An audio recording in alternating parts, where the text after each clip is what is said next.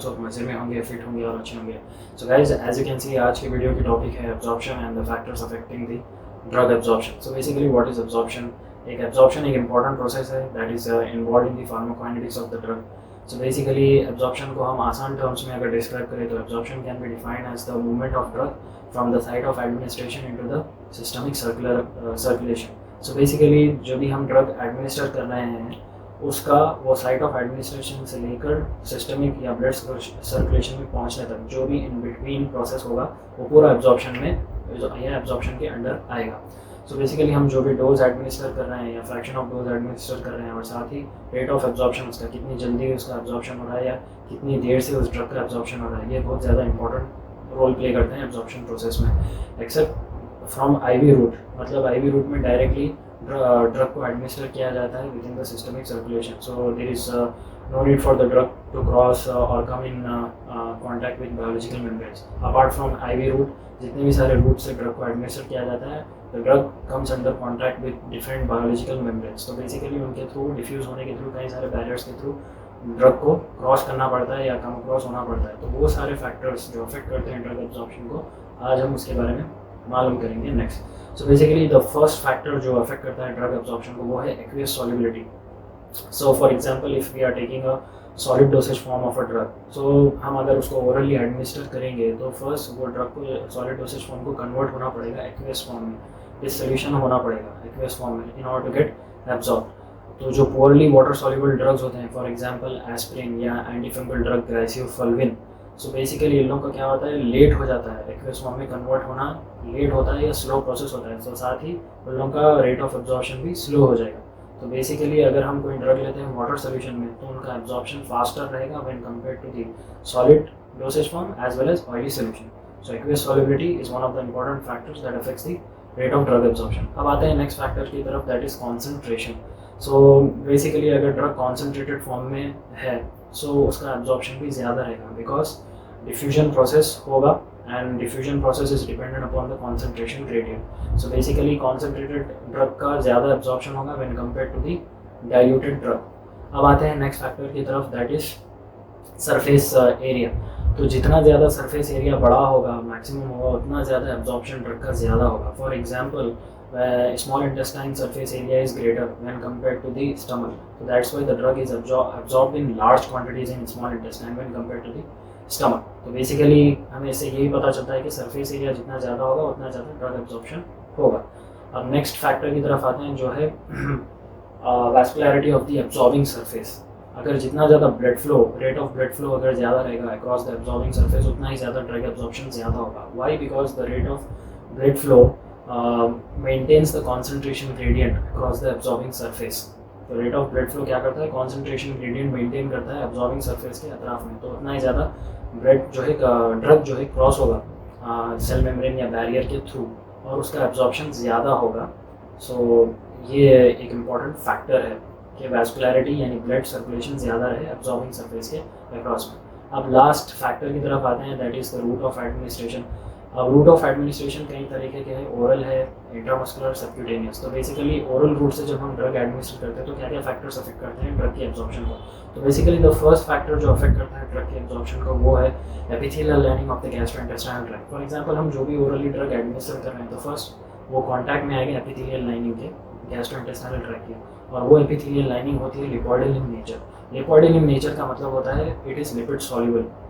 सो basically अगर हम कोई भी ड्रग एडमिनिस्टर कर रहे हैं जो नॉन आयोनाइज्ड है यानी does not have any charged, non ionised and it is lipid soluble यानी लिपिड है, लिपिड सॉल्युबल ड्रग है, तो वो इजीली एब्जॉर्ब हो जाएगा स्टमक के थ्रू। एग्जांपल इथेनॉल, सो वो इजीली एब्जॉर्ब हो जाएगा। तो लिपिड सॉल्युबिलिटी एक इंपॉर्टेंट फैक्टर प्ले कर रहा है ड्रग के एब्जॉर्प्शन में। अब आते हैं नेक्स्ट फैक्टर की तरफ जो है फॉर ओरली जब एडमिनिस्टर करते हैं ओरल रूट के थ्रू, वो है एसिडिक मीडियम या एसिडिक ड्रग्स। जो वीकली एसिडिक ड्रग्स होते हैं वो इजीली एब्जॉर्ब हो जाते हैं, they highly get largely unionised in the acidic medium, तो वो इजीली एब्जॉर्ब हो जाएंगे स्टमक के through. For example aspirin, barbiturates, ये वीकली एसिडिक ड्रग्स होते हैं और ये इजीली एब्जॉर्ब हो जाते हैं स्टमक के through because they are largely unionized in the acidic medium when compared to the basic medium. जो बेसिक ड्रग्स होते हैं, जो बेसिक होते हैं weakly basic drugs, for example morphine या क्विनिडन, ये हाईली आयोनाइज्ड हो जाते हैं, they gain the charge in the acidic medium और इसकी वजह से they act as a macromolecule और इनका एब्जॉर्प्शन जो है वो स्टमक के थ्रू नहीं होता. They need to get to the duodenum और the small intestine in order to get absorb from there. So basically weakly जो बेसिक ड्रग्स होते हैं उनका एब्जॉर्प्शन स्मॉल इंटेस्टाइन से होता है, नॉट फ्रॉम स्टमक. अब नेक्स्ट फैक्टर जो ये हो गया पीएच ऑफ द ड्रग. अब नेक्स्ट फैक्टर है पार्टिकल साइज. सो बेसिकली जब हम ओरली एक ड्रग एडमिनिस्टर करते हैं तो एडमिनिस्ट्रेशन के बाद से जब वो ड्रग स्टमक में रीच होता है तो वो पहले डिसइंटीग्रेट होता है, ब्रेक डाउन होता है into fine particles, small size के पार्टिकल्स में, और फिर वो सोल्यूशन फॉर्म में कन्वर्ट होता है after reacting with the contents of the stomach. तो बेसिकली अगर ड्रग फाइन पार्टिकल्स, उसका ड्रग जो है डिसइंटीग्रेट हुआ एक स्मॉल फाइन पार्टिकल्स में, तो वो ईजिली डिसोल्यूशन होगा और साथ ही उसका एब्जॉर्प्शन ज़्यादा जल्दी हो जाएगा. अगर ड्रग फाइन पार्टिकल्स में या उसका पार्टिकल साइज बड़ा है डिसइंटीग्रेट होने के बाद से, तो वो एक्वियस फॉर्म में कन्वर्ट होना उसका देर हो जाएगी, ज़्यादा लेट होगा और उसका एब्जॉर्प्शन भी लेट होगा, तो स्लो एब्जॉर्प्शन हो जाएगा. तो बेसिकली पार्टिकल साइज भी एक इम्पॉर्टेंट फैक्टर प्ले करता है ड्रग एब्जॉर्प्शन में.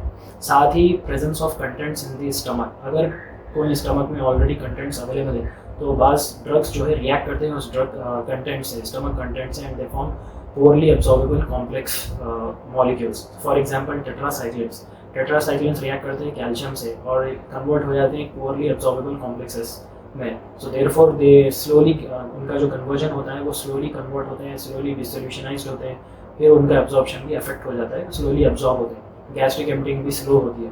तो बेसिकली ये सारे फैक्टर्स अफेक्ट करते हैं overall route of drug administration में. अब आते हैं नेक्स्ट रूट ऑफ एडमिनिस्ट्रेशन की तरफ, that is subcutaneous and intramuscular. The first and the most common thing subcutaneous and intramuscular route में वो है presence of high network of capillaries. तो बेसिकली क्या होता है कि ये जो एरियाज होते हैं, ये जो एडमिनिस्ट्रेशन रूट है, यहाँ पे नेटवर्क ऑफ कैपिलरीज ज़्यादा होता है. तो बेसिकली जो भी ड्रग हम डिफ्यूज़ एडमिनिस्टर करेंगे इस रूट के थ्रू वो इजीली डिफ्यूज़ हो जाते हैं. For example lipid soluble drugs जो होते हैं वो इजीली डिफ्यूज़ हो जाएंगे कैपिलरीज के थ्रू. एंड जो ड्रग वाटर सॉल्युबल होते हैं, basically capillaries consist of large paracellular spaces, तो बेसिकली वाटर सॉल्युबल ड्रग्स भी इजीली डिफ्यूज़ हो जाते हैं इस कैपिलरीज के थ्रू, यानी इस पैरासेलुलर स्पेसेस के थ्रू जो कैपिलरीज में अवेलेबल होते हैं. तो और basically when compared with intramuscular, अगर हम कंपेयर करें सबक्यूटेनियस रूट से, तो intramuscular route is much more fast drug absorption होता है इंट्रामस्कुलर से when compare to the subcutaneous route. लेकिन बोथ रूट्स कंसिस्टेंट होते हैं ड्रग एब्जॉर्प्शन को रिलेटेड, ड्रग एब्जॉर्प्शन से रिलेटेड कंसिस्टेंट होते हैं ड्रग एब्जॉर्प्शन में. और साथ ही जब इन रूट्स पे हम हीट एप्लीकेशन होता है, हीट अप्लाई करते हैं या एक्सरसाइज करते हैं, तो ड्रग एब्जॉर्प्शन रेट बढ़ जाता है जब हम ड्रग इन रूट से एडमिनिस्टर करते हैं. तो अगर कोई पेशेंट इन रूट से ड्रग एडमिनिस्टर करे बाद एक्सरसाइज करता है तो ब्लड फ्लो इंक्रीज होने की वजह से ड्रग एब्जॉर्प्शन पे भी इफेक्ट होता है और इससे ड्रग एब्जॉर्प्शन इंक्रीज हो जाता है. अब आते हैं लास्ट रूट की तरफ जो है टॉपिकल रूट. टॉपिकल रूट में इंक्लूड होता है स्किन एरिया, कॉर्निया एरिया या म्यूकस मेम्ब्रेन एरिया. तो बेसिकली जो भी ड्रग्स स्किन के थ्रू एडमिनिस्टर किए जाते हैं या स्किन पे एडमिनिस्टर करते हैं टॉपिकल साइट्स पे, वो हाईली लिपिड सॉल्युबल होते हैं. तो basically for example transdermal patches में के भी फॉर्म में अवेलेबल होते हैं drugs. For example fentanyl patch हो गया, जीटीएन ग्लिसरीन डाइनाइट्रेट पैच हो गया, हाइड्रोसिन पैच हो गया, and apart from that cream form में कॉर्टिकोस्टेरॉइड्स हो गए. तो बेसिकली ये जितने भी ड्रग्स होते हैं ये लिपिड सॉल्युबल इनका हायर होता है. तो बेसिकली इन्हें अप्लाई करने से drug absorption easily systemically absorb हो जाता है और साथ ही अगर हम इन्हें अप्लाई करके रब करेंगे तो फास्टर इनका एब्जॉर्प्शन रहेगा.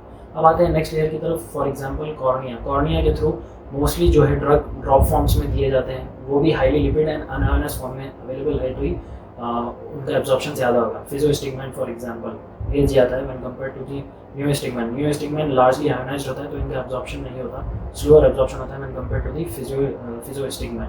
सो बेसिकली ये होता है. और apart from that the mucus membrane layers, for example mouth या वेजाइना ले लें, तो हाईली लिपोफिलिक ड्रग्स जो होते हैं वो इस रूट से ज़्यादा जल्दी एब्जॉर्ब होते हैं.